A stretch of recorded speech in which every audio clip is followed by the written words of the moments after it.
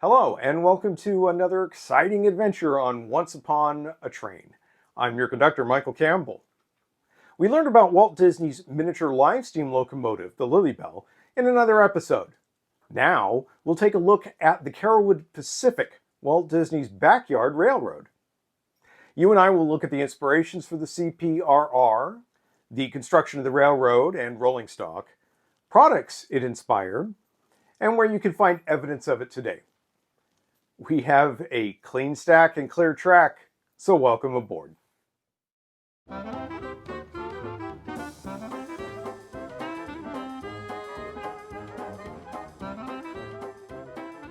Ladies and gentlemen, boys and girls, welcome to Once Upon a Train.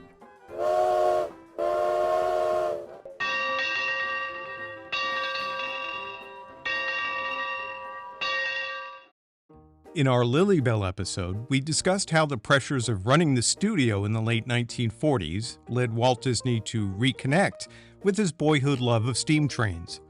He was also fond of making and collecting miniatures, many of which are displayed at the Walt Disney Family Museum in San Francisco.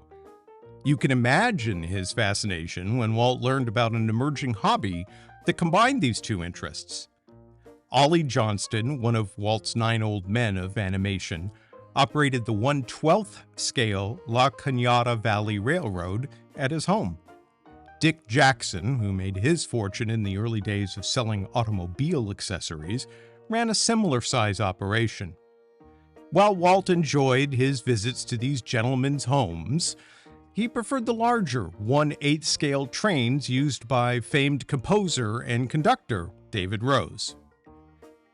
At the time, the Disneys lived in a charming storybook home on Walking Way in Los Angeles. An acre of land provided ample room for a garden, pool, and even a playhouse for the Disney daughters, Diane and Sharon.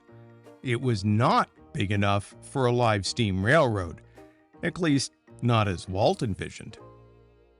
In 1949, real estate developer Harold Jans learned about Walt's desire to buy a larger property. Jans was developing 400 acres nestled between Bel Air and Beverly Hills into a master-planned community. This area, named Holmby Hills, was exclusively zoned for large lots. 5 acres provided Walt with enough room for a home, pool, recreation room, and a live steam railroad. The sale finalized on June 1st, 1949, making Walt and Lilly Disney owners of 355 Carolwood Drive. Walt wasted no time in determining how the land would be used. He had settled on a 1/8 scale for a ride-on train, and this, in turn, set the size of the railroad tracks and curves. Eddie Sargent, a master draftsman who worked at the studio machine shop, just happened to be a live steam railroader. Eddie designed a railroad that traversed the property, included 2,615 feet of track, 11 switches, a 46-foot-long trestle, tunnels, and more. This clever design enabled passengers to travel almost a full mile without going on the same track in the same direction. The original building permit application, shown here, calls out the various features and when they were assessed. Eddie's first attempt at a plan restricted the railroad to the lower shelf of land. Walt, however, wanted the Carolwood Pacific to go around the entire property. Lilly was very tolerant of her husband's hobby, but she drew the line at having a miniature steam train running right through her planned garden. Indeed, she wanted a large picture window in the home so that she and her guests could enjoy the beautiful view of a manicured flower garden. Walt's compromise was to place the railroad underneath this garden. Jack Rorex, the construction supervisor at the studio, suggested a 90-foot-long tunnel designed with a gentle S shape. This curve meant that passengers wouldn't see the light at the end of the tunnel as the train entered it. In essence, this became the first Disney dark ride. Walt loved this idea so much that he named it the Rorex Tunnel in Jack's honor. Of course, adding a curve to a long tunnel increased the construction costs. Concerned about spending more of his boss's money, Jack pointed out that it would be less expensive to build the tunnel straight through. Walt responded that it would be cheaper to not build the tunnel at all. This exemplifies Walt's philosophy that if you're going to do something, do it right or don't do it at all. Time and again, this focus on quality manifested itself in all of his efforts. Notwithstanding, Walt instructed his secretary to not tell him how much the tunnel cost. In the end, building the railroad cost over $26,000 in 1950 dollars. That's equivalent to about $340,000 in 2025. Of that, more than $22,000 was for grading and construction of the tunnels and trestles. Speaking of the trestles, the 46-foot length of one meant that it was subject to the very same building standards as a public bridge, and this drove up the costs as well. To stay consistent with the railroad's 1880s theme, this trestle had no handrails. The bridge was 9 feet above the track below, and riding a boxcar with no safety rails to prevent a fall must have made for an exciting experience. One exception to authentic 19th century railroad operations was the Centralized Traffic Control Board. This allowed a dispatcher to remotely throw any of the track's 11 switches from within the Carolwood barn. We take a closer look at the CTC and the rest of the barn in another episode. It's best that we hear about the laying of the track from somebody who was there. And now, your host, Walt Disney. 3 months were spent excavating my backyard to fit the plan of the layout. By careful planning on blueprints, we were able to lay about 2,600 feet of track. Tunnels and trestles were used in a practical way to fit the terrain of the yard, but they also added to the scenic beauty of the layout. Of course, the hardest part of the job was convincing my wife that the flower beds had to go. But with the winning of the right-of-way, the job continued. The tracks were laid on perfect scale redwood ties over a 2-inch layer of crushed rock ballast. The rail spikes were dipped in rosin to hold better in the redwood ties. Then the ballast was tamped between the ties with the help of a crew that had actually had experience laying track for a big railroad.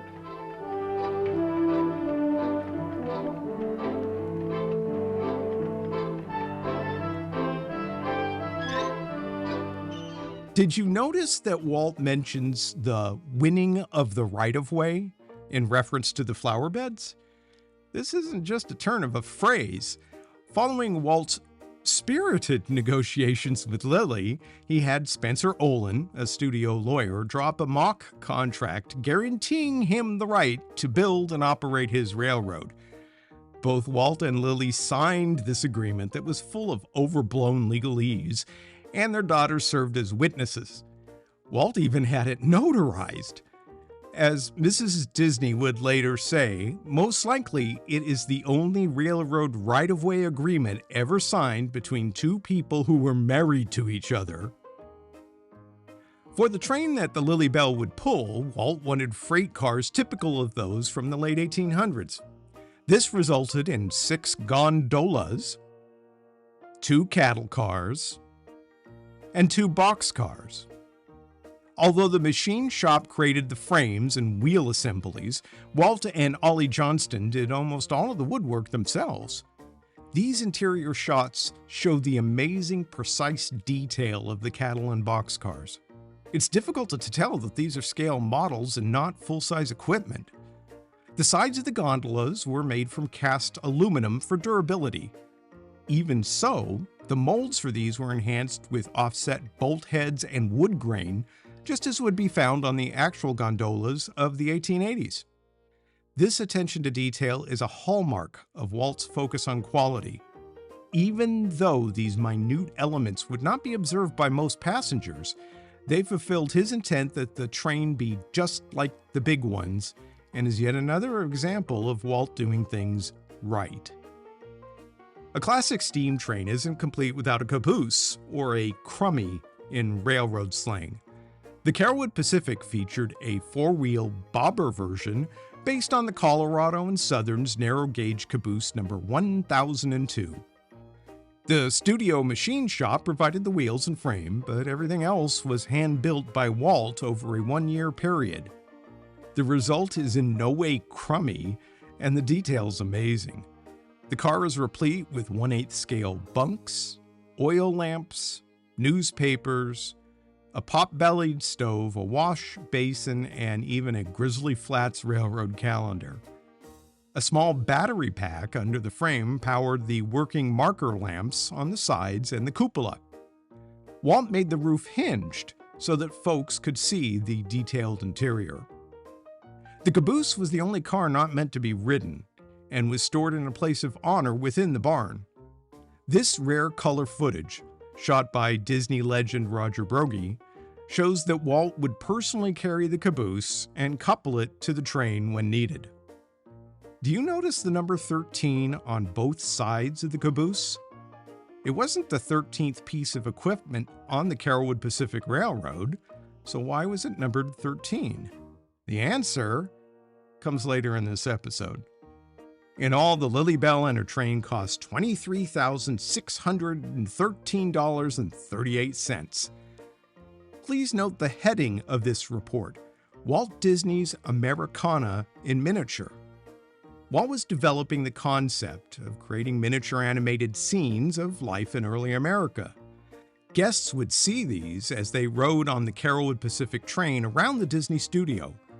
Walt personally handmade one of the miniature sets, Granny's Cabin, and you can see it today as part of Walt Disney Presents at Disney's Hollywood Studios in Florida.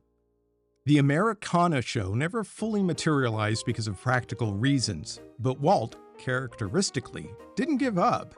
He just increased the size of his dreams. Trains, tunnels, trestles, and track are just part of what makes a railroad. The Carolwood Pacific needed an emblem to be truly authentic. Walt designed this handsome herald that bears the railroad's slogan, Fair Weather Route. The emblem appears on all of the CPRR rolling stock, as well as letterhead, envelopes, and passes. Walt even designed a luggage tag in case visitors wanted to check any 1/8 scale baggage they brought. Walt Disney loved entertaining folks, both in theaters and in his backyard. Guests to the Carolwood Pacific included Edgar Bergen and his daughter Candace, Salvador Dali, Kirk Douglas and Sons, Frank Sinatra, Mary Pickford, Red Skelton, journalists, studio heads, and Hollywood producers. Animators Ollie Johnston and Ward Kimball often served as engineers. Walt shut down the Carolwood Pacific for a number of reasons that we review in the Lilly Belle episode. Perhaps chief among these was that he was now focused on building a larger railroad in Anaheim. Even so, the Carolwood Pacific itself stayed in place at his home until 1964. Walt then donated much of the track to the Los Angeles Live Steamers in Griffith Park, of which he was a founding member. This article from the Live Steamers member newsletter, published shortly after Walt's passing, mourns his loss. It also mentions that their scenic route extension that was made from the Carolwood track would be renamed the Disney Loop in his honor. The Carolwood Pacific rolling stock was put into storage, at first in the long tunnel and then in an off-site facility. In 1976, Walt's handmade caboose was proudly displayed in the new Lilly Belle presidential coach of the Disneyland Railroad, as seen in this photo taken by Disney legend Bob Gurr. It was later moved to the Lilly Belle's display case at Main Street Station and, eventually, returned to the Disney family. If you've seen Once Upon a Train before, you know that I share how I somehow played a part in these stories. The 2002 exhibition I curated for the California State Railroad Museum featured the Lilly Belle as well as several Carolwood Pacific cars and the caboose. At this time, though, there was no Walt Disney Family Museum to assist with staging the show. The items were well cared for, of course, but not to the extent that museum professionals practice, such as monitoring humidity levels. Blissfully unencumbered by this education, I arranged for the train to be moved from the Gorgas warehouse to the Railroad Museum in Sacramento. Those artifacts that already had custom shipping containers, such as the Lilly, Belle, and caboose, were safely transported within. We wrapped the other pieces in heavy-duty shipping blankets and brought them to Sacramento in the back of my minivan and a friend's SUV. Even though these images might make a professional archivist shudder, every piece was treated with the utmost care and respect and made the trip there and back without the slightest scratch. Fortunately, plenty of skilled museum folks were on hand to supervise the subsequent times that I borrowed the Lilly Belle on her train, such as the 2006 Nixon Presidential Library exhibition, and later, when I curated the All Aboard the Trains of Disney show at Disneyland in 2011. If you've seen our Lilly Belle episode, you may recall that my Disney train modeling adventure started with the Heartland Locomotive Works large-scale version of the Lilly Belle in 2000. Heartland would go on to make G-gauge Carolwood Pacific gondolas, boxcars, and cattle cars. We made a special version of the yellow caboose to celebrate Walt Disney's centennial. This was exclusive to the Disneyana convention in 2001. Diane Disney Miller was happy with the public's response to the Lilly Belle models, as was Disney theme park management. In 2006, I suggested that we create an HO scale set to appeal to the biggest segment of the model railroad hobby. Bachmann Trains were honored to create this set and made several accommodations to ensure that the product was as faithful as practical. For example, each gondola has a different road number. This set debuted at the Disney Gallery in Disneyland on March 3, 2007. Later, Lowell Smith created N-scale versions of the Carolwood rolling stock to accompany his little Lilly Belle model. These were available through the Walt Disney Family Museum starting when it opened in 2009. Also, the museum debuted Lowell's beautiful O-gauge yellow caboose in 2016. This was the first piece in a planned O-gauge Carolwood Pacific set. That product line hasn't moved forward. Yet. Beyond model trains, hats, shirts, pins, and such, the Carolwood Pacific emblem has adorned just a few official products. Walt strove for authenticity with the Santa Fe and Disneyland Railroad. This included hat badges for the conductors, brakemen, and so on. It seemed appropriate for the Carolwood Foundation to create a conductor hat badge for the Carolwood Pacific Railroad. Full size, as finding 1/8 scale people is challenging. Our friend Bill Colley, who worked for Retlaw Enterprises on the SFND early in his career, had these made, and they are spectacular in their quality. Similarly, a steam railroad can't be run without lanterns for the crew. The Adams and Westlake Company, better known as Adlake, has made railroad equipment since 1857. They supplied the Santa Fe and Disneyland Railroad with their lanterns and other railroad hardware in 1955. Adlake was the ideal company to make a custom Carolwood Pacific lantern, and it turned out great. Both the hat badge and lantern were produced in limited quantities and were available through the Carolwood Foundation. What remnants of the Carolwood Pacific Railroad exist today? After Mrs. Disney passed away on December 16, 1997, the house that she and Walt built was found to have significant asbestos and other problems. Their family decided the best option was to sell the property. That land was acquired by billionaire Gabriel Brenner, and in 1998, the Disney home was leveled and the landscape raised.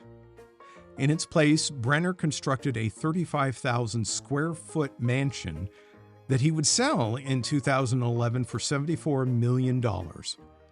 All evidence that the property was once home to Walt Disney and the Carolwood Pacific was erased, save one of the tunnel entrances that Brenner had preserved. Now used for storage, The 1950 keystone over the tunnel arch reveals its true heritage. Before selling the Carolwood estate, Walt's daughter Diane wanted to ensure that Dad's barn, the centerpiece of his railroad operations, was saved. We explore the barn's journey to Griffith Park in another episode. Walt Disney's Carolwood barn contains many of his tools, workbenches, and other artifacts. It's also home to 2 of the 6 CPRR gondolas, number 723 and 777. But where's the rest of the train? The Walt Disney Family Museum in San Francisco has much of it on display. Gondolas 711 and 734, boxcars 1212 and 6666, cattle car 7734-0, and Walt's yellow caboose. The Carolwood Pacific Room at Disney's Wilderness Lodge at Walt Disney World has 2 cars from the train, Gondola 749 and cattle car 0-7734. But where's the remaining gondola, 713? Well, it's in storage at the Family Museum. We brought it out as part of the All Aboard exhibition I curated in 2014. It then returned to storage along with the other Carolwood car. Wait, you say, that's more than 11 cars. You are correct that there are 6 gondolas, 2 boxcars, 2 cattle cars, and the caboose. However, I discovered there's also a Carolwood Pacific hopper car. When we moved all of Walt's stuff to the Gorgas facility in the Presidio of San Francisco in the early 2000s, I found that gondola 713 was missing its trucks, the wheel assemblies underneath the car. That seemed odd, but nobody knew why. More than a decade later, I went through everything train-related in the museum's collection and uncovered this odd rail car. It's made of wood and has the same color paint as the other cars, but is about 50% longer and has no lettering or ornamentation at all. It also had the trucks from Gondola 713. Having such a plain hopper car on his railroad seemed out of character for Walt, and I could find no evidence of why or when it was constructed or even used. I chalked it up to a story lost to time, until 2018. It was then I was curating an exhibition for the Napa Valley Museum in Yountville.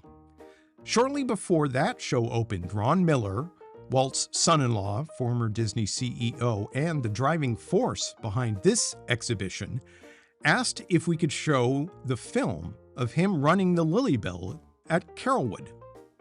What film? I responded. As in the 20-plus years I had known him, I had never heard of this film, and it turned out neither had his children nor the Walt Disney Family Museum staff. It's a great little home movie shot by Walt circa 1953. Imagine my surprise when I saw it showed the mystery hopper rolling by. It's not clear why Walt made it. Its rough condition makes me think that it was intended to haul gravel, just like the full-size hoppers. Even though the gondolas were filmed carrying gravel, this type of use scratched up their paint. The damaged interior wouldn't be attractive when guests were riding on the gondolas, and I imagine Walt wanted a more utilitarian car that wasn't meant for public appearances. Back to the railroad. In Gallery 9 of the Walt Disney Family Museum, there's a wonderful topographical model of the Carolwood Pacific seen from above. It's positioned right by the Lilly Belle and gives a good perspective on the scale and scope of Walt's first railroad. A much larger, greatly detailed model was created for display in the foyer of the museum's theater. It appeared during the Home for the Holidays at Carolwood celebrations from 2016 through 2019 and took part in a tree lighting ceremony every day. Earlier, I mentioned that the Carolwood Pacific caboose is numbered 13.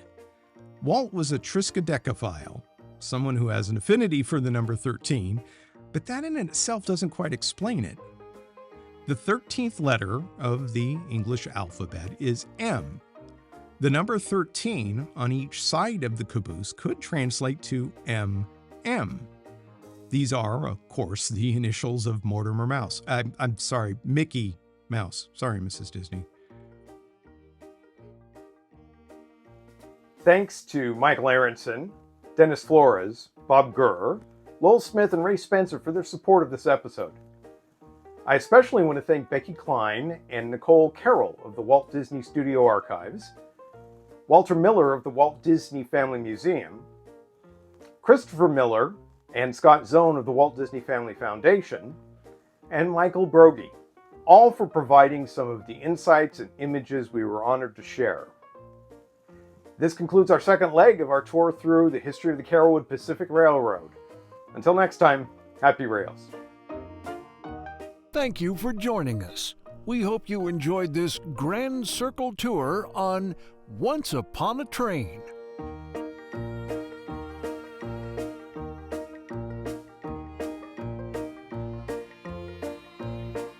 For your convenience, the like and subscribe buttons will remain open for at least one additional hour. Thank you.